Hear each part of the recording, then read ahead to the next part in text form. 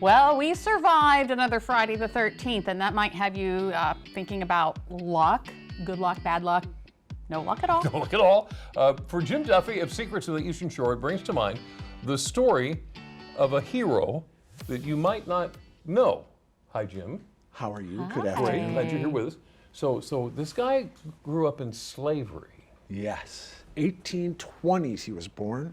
We're talking about Isaac Mason, by the way. Isaac Mason. is his name. Okay. And he was born in the town we now call Galena. It had another town back then, up in Kent County. Okay. Okay. He had kind of an uneventful little childhood, but his owner died when he became a teenager, and he got kind of transferred to another owner, and they were kind of horrible to him during his adolescence. And we'll just stipulate that he had lots of good reasons to try and run away from slavery. Okay. So this is the kind of story, it's like, you guys doing a TV show every day, you might not know what this is like. But when you have a real run of bad luck and everything goes wrong during the course of the day, Might be able to imagine that. Yeah. and somebody, kind of pats you on the back and says, it'll all work out. Right, Okay. okay. But sometimes that trite thing does in fact work out. Because I read about this story in an autobiography that Isaac Mason wrote in his 70s. So he spent a long time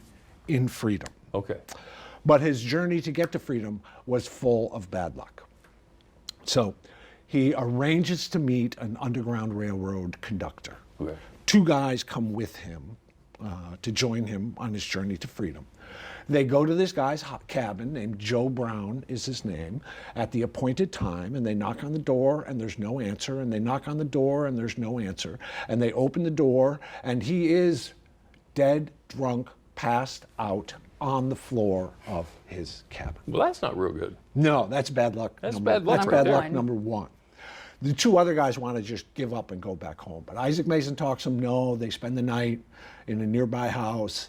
They go back the next day. Joe is hungover, but ready to go. Now, these guys are in slavery, so that means no good shoes, no good clothes, completely poverty stricken. Okay.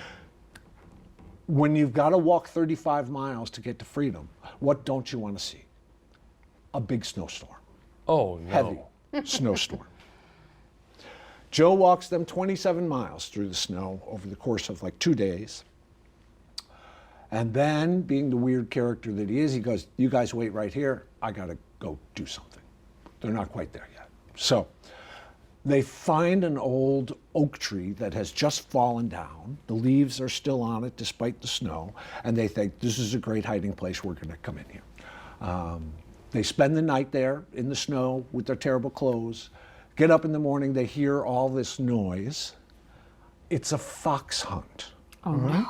There's a fox hunt. No, it gets much worse. Oh, you're kidding. The fox's den, it turns out, is right where their hiding place is. So instead of Groundhog Day, this is like Foxhog Day. The fox is trying to run into his den, runs away, trying to run into his den, runs away, goes on all day. They have to sit here and wait for this hunt to end. The hunt finally ends. They've given up on Joe Brown by this point. Isaac Mason finds the North Star, starts walking north with his two friends. They get a couple of miles, they run into Joe Brown, who has an old guy with him who's the next conductor in their journey.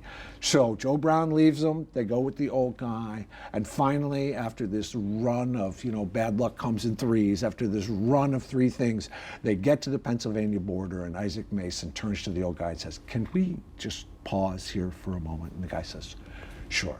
And in his autobiography, he says, we all knelt down on the snow-covered ground and gave thanks to the Almighty God who watches over us every day.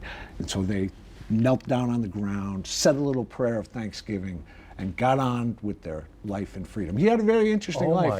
He lived in Canada for a while. He lived in Boston for a while. He was in shipping. He tried to live in Haiti for a while.